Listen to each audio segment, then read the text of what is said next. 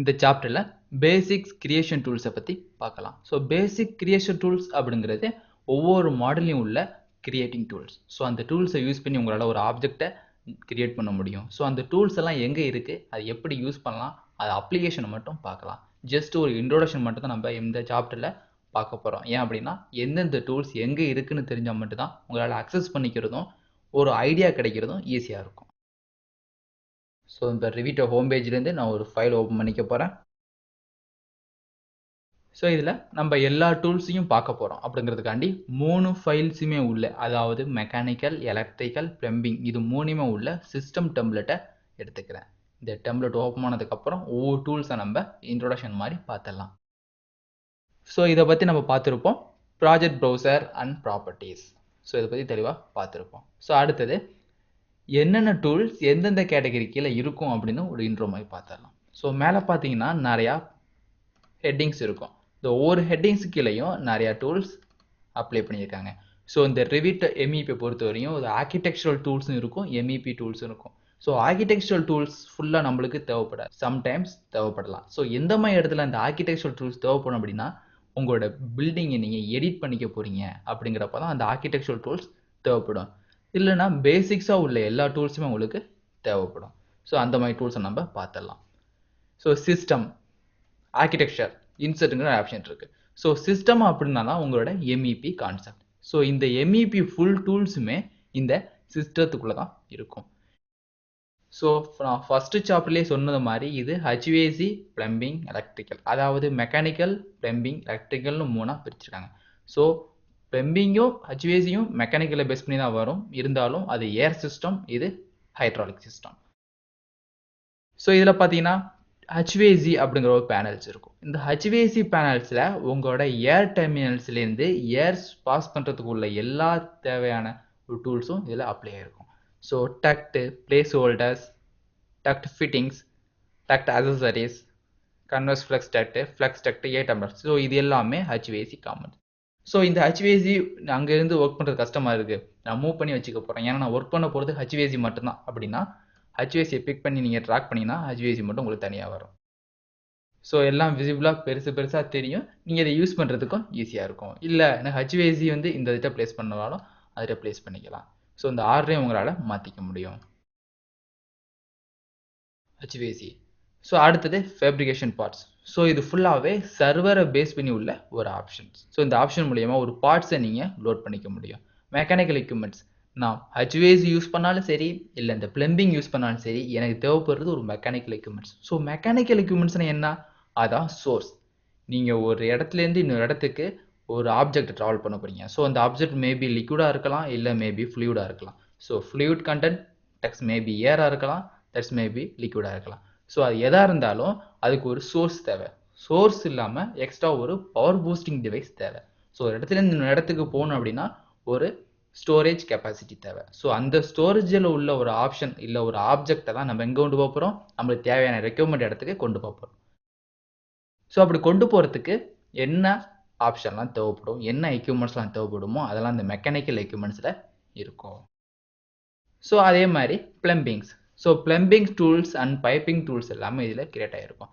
Plumbing, பைப்பிங்ஸ்னா no difference. So இந்த fixtures, plumbing ஃபிக்சர்ஸ்னு பார்த்தீங்கன்னா உங்களோட எண்ட் யூசிங் ஆப்ஜெக்ட். ஸோ ஃபைனலாக பைப்பிங்கில் நீங்கள் கனெக்ட் பண்ணுற இந்த எண்ட் யூசிங் ஆப்ஜெக்ட் தான் நீங்கள் பிளம்பிங் நிமிங்க.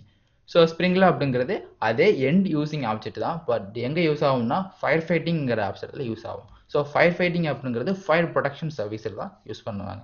ஸோ இது எல்லாமே பைப் ரூட்டிங். ஸோ பைப்பிங்னு வந்துட்டாலே ஒரு டிரான்ஸ்மிஷன் டிவைஸ், அதை நீங்கள் யூஸ் பண்ண முடியாது, பட் உங்களோட எண்டுக்கு வர்றதுக்கு உள்ள ஒரு ஆப்ஷன் தான் அந்த டிரான்ஸ்மிஷன் டிவைஸ். ஸோ இதில் 5 ஃபிட்டிங்ஸ் அப்படின்னா உங்கள் ரூட்டிங்கு தேவையான அரேஞ்ச்மெண்ட்ஸ் அண்ட் பிரான்ச்சஸ்லாம் இது கிரியேட் ஆகிருக்கும். கேட் வால்ஸ் அண்ட் அசசரிஸ் எல்லாமே கேட் வால்ஸ் இருக்கும். ஸோ இது ஃப்ளெக்சிபிள் பைப்ஸ்.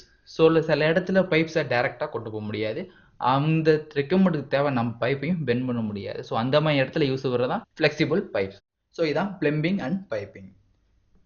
ஸோ அடுத்து பார்த்தீங்கன்னா எலக்ட்ரிக்கல். ஸோ இந்த எலக்ட்ரிக்கலை பொறுத்த வரையும் 2 ஆப்ஷனாக பிரிச்சிருக்காங்க. ஒன்று என்னென்னா மெயின் ஒயரிங், இன்னொன்று கேபிள் ட்ரேஸ்.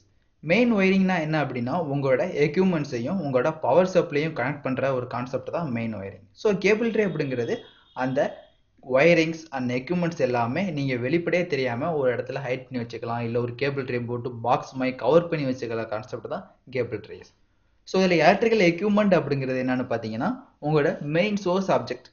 ஸோ ஒரு பேட்டரியாக இருக்கலாம், ஒரு டிஸ்ட்ரிபியூஷன் போர்டாக இருக்கலாம், அதாவது எங்கேருந்து நீங்கள் பவரை ஸ்ப்ளிட் பண்ண போகிறீங்க அதான் எலக்ட்ரிக்கல் எக்யூப்மெண்ட். டிவைசஸ், ஸோ அப்படி கொண்டு போகிறப்ப என்னென்ன டிவைசஸ் தேவைப்படும். For example switches, two way connectors and dividers. So எது வேணாலும் யூஸ் பண்ணலாம் டிவைசஸில். So lighting fixtures, so light arrange பண்ண போகிறேன் அப்படின்னா லைட்டிங் ஃபிக்சரை யூஸ் பண்ணிக்கலாம். ஸோ இந்த லைட்டிங் ஃபிக்சர்லாம் டைரெக்டாக எடுத்து நீங்கள் சீலிங்கில் ப்ளேஸ் பண்ணாலே போதும். ஸோ எல்லாமே கான்செப்ட் மட்டும்தான், நீங்கள் டூல்ஸ் எல்லாம் சிம்பிளாக இருக்கும், பட் அது எந்த இடத்துல எப்படி யூஸ் பண்ணணும் அப்படிங்கிறதான் கான்செப்ட். ஸோ இது எல்லாமே எலக்ட்ரிக்கல் அரேஞ்ச்மெண்ட்ஸ். ஸோ அந்த எலக்ட்ரிக்கல் அரேஞ்ச்மெண்ட்ஸை நீங்கள் வீட்டில் தெரியாத மாதிரி தான் வைக்கணும், ஏன்னா எந்த ப்ராப்ளம் வராமல் சேஃப்டியாகவும் கவர் பண்ணணும். ஸோ அந்த மாதிரி உள்ள ஆப்ஷன் தான் இந்த எலக்ட்ரிக்கல் கேபிள் ட்ரேஸ். இதில் பார்த்தீங்கன்னா கேபிள் ட்ரேன்னு ஆப்ஷன் இருக்கும், அதாவது சிடின்னு டைப் பண்ணாலே இந்த கேபிள் ட்ரே ஆப்ஷன் வரும். உங்கள் ஒயர் போகிறதுக்குள்ள ஒரு பாத், ஒரு சேஃப்டி லாக்கு தான் இந்த கேபிள் ட்ரே. ஸோ இதெல்லாம் அரேஞ்ச் பண்ணிட்டு போவாங்க. ஸோ அப்போ கான்டிடியூட்னா என்ன அப்படின்னு பார்த்தீங்கன்னா இதுவும் ஒரு சேஃப்டி டிவைஸ் தான். ஸோ ஒரு பைப்பில் நீங்கள் உள்ளே கொண்டு போகிற மாதிரி இருக்கும். ஸோ இங்கே உள்ள ஃபிட்டிங்ஸ், ஸோ அந்த ட்ரேவை பெண்ட் பண்ணுறது. ஸோ ஒரு இடத்துலேருந்து நான் ட்ரீ மாதிரி ஸ்ப்ளிட் பண்ணி எடுக்க போகிறேன். ஸோ ஒரு இடத்துலேருந்து இந்த இடத்துக்கு ஒயர் கனெக்ஷன் போகுது, இடையிலேயே இன்னொரு பர்பஸுக்காண்டி இந்த ஒயர் கனெக்ஷன் ஸ்ப்ளிட் ஆகணும், பிரியணும் அப்படிங்கிறப்ப இந்த ஆப்ஷனை யூஸ் பண்ணிக்கலாம். ஸோ கான்டிடியூட் ஃபிட்டிங்ஸ், ஸோ இந்த ஃபிட்டிங்ஸ் மூலயமா நீங்கள் ரெண்டு கேபிள் ட்ரே இல்லை ரெண்டு டிவைஸை நீங்கள் டேரெக்டாக ஜாயின் பண்ணிக்க முடியும். ஸோ கான்டிடியூட் ஃபிக்ஸினால பைப்பிங் மூலியமாக ஜாயின் பண்ணிடுது. இந்த பைப் மேபி எப்படி இருக்கும் அப்படின்னா ஃப்ளெக்சிபிள் பைப்பாக இருக்கும். ஸோ உங்கள் பைப்பை நீங்கள் பெண்ட் பண்ணணும் அப்படின்னா பெண்ட் எல்போ போட்டு தான் ஜாயின் பண்ணுவீங்க. பட் இந்த கான்டிடியூட் பைப்பிங் மட்டும் நீங்கள் ஃப்ளெக்சிபிளாக பெண்ட் பண்ணி அதுலேயே நீங்கள் பெண்ட் பண்ணி செட் பண்ணிக்கலாம். ஸோ கடைசியாக உள்ளது மாடல். ஸோ நான் ப்ராஜெக்ட் ஒர்க் பண்ணிட்டு இருக்கும் போதே புதுசாக ஒரு டிவைஸ் தேவை. டிவைஸாக இருக்கணும்னு அவசியம் கிடையாது, ஒரு டிவைஸ் மாதிரி தான் இருக்கணும். ஸோ டிவைஸுக்கும் டிவைஸ் மாதிரி உள்ள மாடலுக்கும் என்ன டிஃப்ரெண்ட் ஃபர்ஸ்ட் அதை நீங்கள் தெரிஞ்சுக்கணும். ஸோ டிவைஸ் அப்படின்னா அதில் உள்ள கனெக்டர்ஸ் ஃபுல்லாகவே இருக்கும். ஸோ இப்போ ஃபார் எக்ஸாம்பிள் நான் ஒரு வால்வ் எடுத்துட்டேன், இல்லை ஒரு சுவிச்சஸ் எடுத்துட்டேன். அந்த சுவிச்சஸில் ஒரு சைடு உள்ளது ஆன், ஒரு சைடு ஆஃப். ஸோ நானே கண்டக்ட் பண்ணிடுவேன். ஸோ இந்த ஒயர் ஆன் சைடு போகணுமா இல்லை ஆஃப் சைடு போகணுமான்னு நான் லிங்க் கொடுத்தா மட்டும் போதும், அதுதான் டிவைஸ்.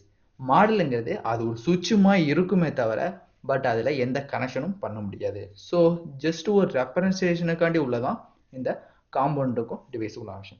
ஸோ அது மாதிரி நான் ப்ராஜெக்ட்லேயே நேராக காம்பவுண்ட் டிவைஸ் பண்ணாலும் டிவைஸ் பண்ணிக்க முடியும். ஏன் அப்படின்னா ஒரு பேனல் போர்டில் ஒரு 5 சுவிச்சஸ் இருக்கும், பட் அந்த பேனல் போர்டுக்கு ஒரு கனெக்ஷன் கொண்டு வந்தாலே போதும். அந்த கனெக்ஷன் மட்டும்தான் நம்ம லேஅவுட்லையும் காமிக்க போகிறோம். ஸோ அந்த மாதிரி நேரத்தில் அந்த 5 சுவிச்சஸையும் நான் வந்து சுவிச்சஸ் கொடுக்கணும்னு அவசியம் கிடையாது. அப்படி கொடுத்தேன் அப்படின்னா அது 5 இன்புட்ஸ் கேட்கும், 5 நியூட்ரல் ஆக்சஸ் கேட்கும். ஸோ அந்த 5 இன்புட்ஸ் உங்களால் கொடுக்க முடியாது. அப்படி கொடுக்கலன்னா ஷோ டிஸ்கனெக்ட்ங்கிற ஆப்ஷன் மூலியமா அந்த கனெக்ஷன்லாம் கரெக்டாக இருக்கா அப்படின்னு நம்ம செக் பண்ணுவோம்.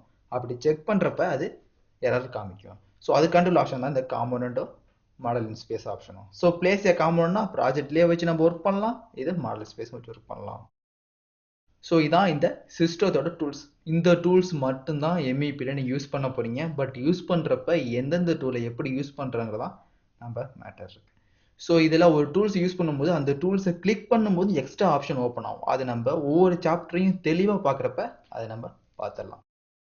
அடுத்தது ஆர்கிடெக்சர் ஒர்க். ஆர்கிடெக்சர் அப்படின்னாலே பில்டிங் டெவலப் பண்ணக்கூடிய ஒரு கான்செப்ட். ஸோ பில்டிங் அப்படின்னாலே என்ன இருக்கும், வால், டோர் இருக்கலாம், விண்டோ, ஒரு காலம் இருக்கலாம், ரூஃப், சீலிங், இதெல்லாமே இருக்கலாம். ஸோ அதை எல்லாமே நீங்கள் கிரியேட் பண்ணணும் அப்படின்னாலும் கிரியேட் பண்ணிக்க முடியும். ஸோ இதில் கவனிக்க வேண்டிய விஷயம் என்னென்னா இந்த ஆர்கிடெக்சர் டூல்ஸை நான் எதை எடுத்து பண்ணாலும் இந்த எலக்ட்ரிக்கலை பேஸ் பண்ணியோ மெக்கானிக்கலை பேஸ் பண்ணியோ பிளம்பிங்கை பேஸ் பண்ணி தான் பண்ண முடியும். ஸோ செலெக்ஷன் ஆகிறப்ப மெக்கானிக்கல் எலமெண்ட்ஸ் மட்டும்தான் செலக்ட் ஆகும், பிளம்பிங் எலமெண்ட்ஸ் மட்டும் தான் செலக்ட் ஆகும், எலக்ட்ரிக்கல் எலமெண்ட்ஸ் தான் செலக்ட் ஆகும். ஸோ இந்த டூல்ஸை யூஸ் பண்ணி மெப்பில் நீங்கள் ட்ரா பண்ணலாமே தவிர அதை நீங்கள் செலக்ட் பண்ணி எடிட் பண்ணுறது கஷ்டம். ஸோ அதுமாதிரி construction, model text, room area கண்டுபிடிக்கிறது எல்லாமே ஆர்கிடெக்சர் உள்ள டூல்ஸ். ஸோ இதெல்லாம் யூஸ் பண்ணணும் அவசியம் கிடையாது. சப்போஸ் சுச்சுவேஷன் வந்துச்சு அப்படின்னா நீங்கள் யூஸ் பண்ணிக்கலாம், பட் அதை கண்டிப்பாக எடிட் பண்ணுறதுக்கு வாய்ப்பே கிடைக்காது. அடுத்தது இன்செர்ட். இன்செர்ட் அப்படின்னா வெளியே இருந்து ஒரு ஆப்ஜெக்டையோ இல்லை ஒரு ஃபுல் மாடலையோ இல்லை ஒரு ப்ராஜெக்டையோ நீங்கள் உள்ள இன்செர்ட் பண்ணிக்கிற மாதிரி இருக்கும். ஸோ அதில் லிங்க் அப்படின்னா நீங்கள் ஒரு அந்த ஆப்ஜெக்டை அங்கேயே வச்சுட்டு அது மூலியமா ஜஸ்ட் ஒரு லிங்க் பண்ணுற மாதிரி தான். அதோட பேராமீட்டர்ஸ் அண்ட் ரெப்ரசன்டேஷன் பேராமீட்டர்ஸ் மட்டும்தான் இங்கிட்டு வரும். இம்போர்ட் அப்படின்னாலும் ஒரே கான்செப்ட், பட் இது ஃபுல்லாக இம்போர்ட் ஆயிரும். ஸோ லிங்க் இம்போர்ட் ரெண்டுக்கும் டிஃப்ரென்ஸ் உங்களுக்கு தெரியும். லிங்க்னா அதோட பேராமீட்டர்ஸ் மெயின் சோர்ஸ்லேருந்து லிங்க் ஆகும். இம்போர்ட் அப்படிங்கிறது ஒரு copy of object, so copy of projects இல்லை காப்பி ஆஃப் சம்திங் இங்கே ஃபுல்லாக இங்கே ஒன்று கிரியேட் ஆயிரும். அது மாதிரி லோட் ஃபேமிலிஸ், உங்களோட ஃபேமிலிஸ் எல்லாம் உங்களுக்கு எங்கே இருக்குன்னு தெரியல, லோட் ஃபேமிலிஸ்ன்னு கொடுத்தீங்கன்னா இதை ப்ரௌஸ் பண்ணி வச்சுக்கலாம். ஸோ லோட் ஃபேமிலியில் நீங்கள் எல்லாமே ஓப்பன் பண்ணிக்க முடியும். லோட் அஸ் எ குரூப்னா நீங்கள் ஒரு காம்பவுண்ட் கிரியேட் பண்ணியிருக்கீங்க, ஸோ 2-3 ஃபேமிலி காம்பவுண்ட்ஸ் சேர்த்து நீங்கள் குரூப்பாக ஃபார்ம் பண்ணிட்டீங்க, அது ஒரு வேலை அப்படின்னா அதை நீங்கள் லோட் அஸ் குரூப்பாக எடுத்துக்க முடியும். ஃபார் எக்ஸாம்பிள் இதுக்கு என்ன சொல்லலாம் அப்படின்னா, ஒரு பெரிய ஒரு பாய்லர் அரேஞ்ச்மெண்ட் இருக்குது. ஸோ அந்த பாய்லர் வேணும், அது கீழே உள்ள ஃப்ரேம் வேணும், அந்த பைப் ரிட்டிங் உள்ள மேலே உள்ள கேப் வேணும். இது மூணுமே ஒரே ஆப்ஜெக்ட் தான். நம்ம தனித்தனியாக எப்பவுமே இதை ப்ளேஸ் பண்ணது கிடையாது. பட் ஃபேமிலியில் எல்லாமே தனித்தனியாக இருக்கும். பட் தனித்தனியாக நம்ம யூஸ் பண்ண போகிறது கிடையாது. தனித்தனியாக யூஸ் பண்ணால் லேட் ஆகும். ஸோ அந்த மாதிரி சூழ்நிலையில் இந்த லோட் குரூப்னு கான்செப்ட் மூலியமா நீங்கள் ஏற்கனவே அதை குரூப் பண்ணி வச்சுருந்தீங்கன்னா யூஸ் பண்ணிக்கலாம். அனோட்டேட் அப்படின்னாலே இதில் உள்ள டைமென்ஷன் தான். ஸோ டீட்டெயிலிங் கொடுக்க போகிறீங்க அப்படின்னா இந்த அனோட்டேஷனில் நீங்கள் ஈஸியாக கொடுத்துக்க முடியும். ஸோ இதில் பார்த்தீங்கன்னா டைமென்ஷன்ஸ் இருக்கும். நீங்கள் கிரியேட் பண்ண லேஅவுட் இல்லை மாடலுக்கு நீங்கள் டைமென்ஷன் ஷோ, அதாவது ரெப்ரசன்ட் பண்ண போகிறீங்கன்னா அந்த டைமென்ஷனில் கொடுத்துக்கலாம். டீட்டெயில் அப்படிங்கிறது உங்கள் மாடலை பற்றி ஸ்பெசிஃபிக்காக சம் டீட்டெயில்ஸ் கொடுக்கணும், இல்லை டீட்டெயில்ஸ் ஆஃப் ஸ்டாண்டர்ட்ஸ் கொடுக்கணும் அப்படின்னா இந்த டீட்டெயில்ஸை நீங்கள் யூஸ் பண்ணிக்கலாம். ஜஸ்ட் ஒரு டெக்ஸ்ட் டைப் பண்ணிக்க போகிறோம். அது மாதிரி டேக் அப்படின்னா ஆட்டோமேட்டிக்காக ஜென்ரேட் ஆகிற டேக்ஸ் எல்லாமே கலர்ஃபில் சிம்பிள்ஸ் வேணால் சிம்பிள்ஸ் ஆட் பண்ணிக்கலாம். ஸோ அனாலிசிஸ் தான் இதில் ஒரு முக்கியமான கான்செப்ட். ஸோ ஸ்பேஸ் அண்ட் ஜோன்ஸை நீங்கள் கிரியேட் பண்ணிக்க முடியும். எதுக்காண்டி ஸ்பேஸ் அண்ட் ஜோன்ஸ் கிரியேட் பண்ணுறோம் அப்படின்னா ஹீட் அண்ட் கூலிங் கால்குலேஷனுக்காண்டி.